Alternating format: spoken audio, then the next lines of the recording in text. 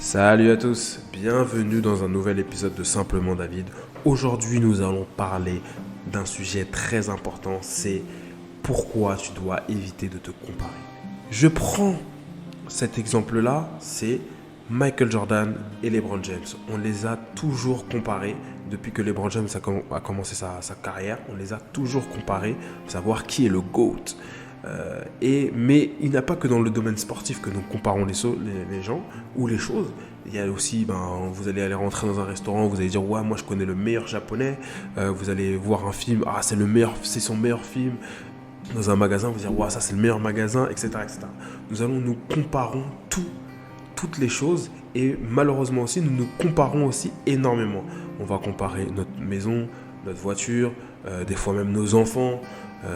C'est problématique, notre salaire, et ça c'est problématique. Et ça c'est un phénomène qui a été accentué pour moi aussi depuis les réseaux sociaux, et j'insisterai même sur Instagram.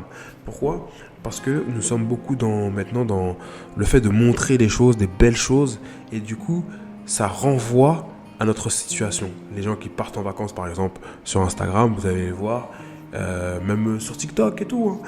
Vous allez les voir partir en vacances, vous allez les voir faire des choses, et du coup, ça renvoie à votre situation de départ.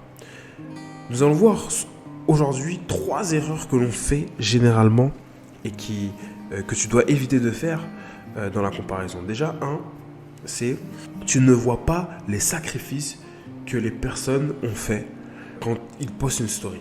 Quand une personne poste une story et du coup tu la vois en vacances, et généralement ça te renvoie à toi, à ta situation. Par exemple, tu n'es pas en vacances. Mais là où tu peux faire une erreur, c'est que tu ne vois pas en fait tout le chemin que cette personne a fait pour pouvoir arriver en vacances. Tu ne vas pas voir ce moment où elle a charbonné, cette période de 2-3 mois où elle a charbonné, peut-être qu'elle n'a jamais dormi, mais du coup, elle a envie de profiter, et du coup, elle balance sur Instagram ses vacances, et ça, c'est l'erreur qu'on peut faire. On peut se dire que, ah ouais, il vit la belle vie et tout, oh là là, elle a vraiment une belle vie, et moi, j'ai une vie ridicule. Regardez où elle est en vacances, oui, mais il faut voir aussi tout le sacrifice qu'elle a fait, et tout le travail qu'elle a fait. Ça, c'est très important à prendre en compte. Deuxième erreur que tu dois éviter, et ça, c'est deuxième chose que tu dois comprendre, c'est que chacun a son histoire. Chacun a son histoire. J'étais souvent dans les forums de foot. Vous voyez, c'était incroyable comment il y avait toujours des comparaisons de joueurs. Et j'ai pris un exemple très intéressant, c'est l'exemple de Messi. Messi qui est peut-être le meilleur joueur de tous les temps au foot, qui a gagné sa Coupe du Monde à 35 ans. Là où par exemple un joueur comme Kylian Mbappé a gagné sa Coupe du Monde à 20 ans. C'est super intéressant de voir ça pour montrer que deux personnes ont obtenu la même chose, mais pas au même moment, pas au même âge. Là où je veux t'emmener, c'est que tu as ton histoire et les autres ont leur histoire. Ton histoire est indépendante des autres. Ton chemin sera peut-être plus difficile, mais ça ne veut pas dire que ton histoire sera inférieure à l'autre. Ok ? Ça, c'est très important. Peut-être que toi, ton contexte, il est différent des autres, en fait. Ça, c'est intéressant de comprendre ça. C'est que comme chaque histoire est différente, chaque contexte est différent. C'est-à-dire que la personne que tu observes, qui a peut-être actuellement peut-être des millions, a réussi dans telle chose, et que toi tu vois ta situation actuellement, tu te dis ah ouais, peut-être moi, mais qu'est-ce qui se passe, pourquoi est-ce que moi je suis à ce niveau-là et que cette personne elle est à ce niveau-là.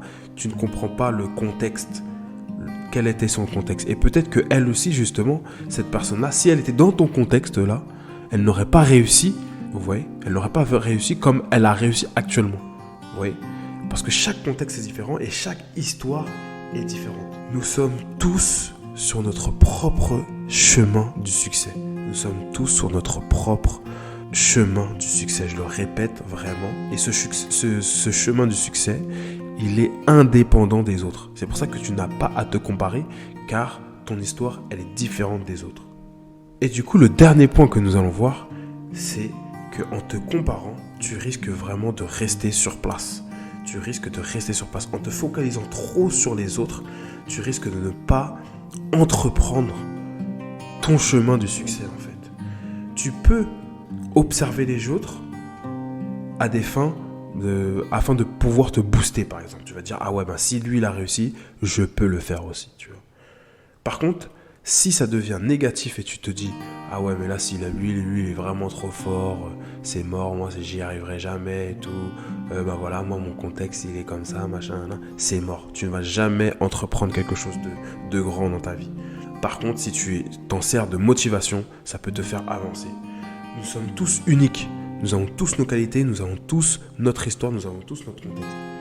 Il n'y a qu'un seul Musk, il n'y a qu'une seule Beyoncé, il n'y a qu'un seul Messi, il n'y a qu'un seul Bernard Arnault, ça c'est pour citer des gens connus. Et il y a surtout un seul toi. Il n'y a qu'un seul toi. Ton histoire, elle peut être la plus belle du monde si tu arrives à la valoriser. Par contre, si tu la dévalorises en te comparant par exemple à la vie de Messi, forcément, oui, là tu vas échouer. Là tu vas échouer et là tu vas rentrer dans ce tourbillon que je disais de la comparaison négative. Non, ok, chacun son histoire.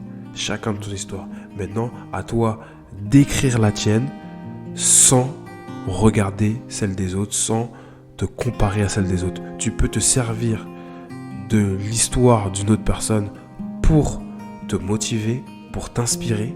Par contre, tu ne peux pas te servir d'une autre histoire pour te dévaloriser. Parce que ton histoire, elle est magnifique.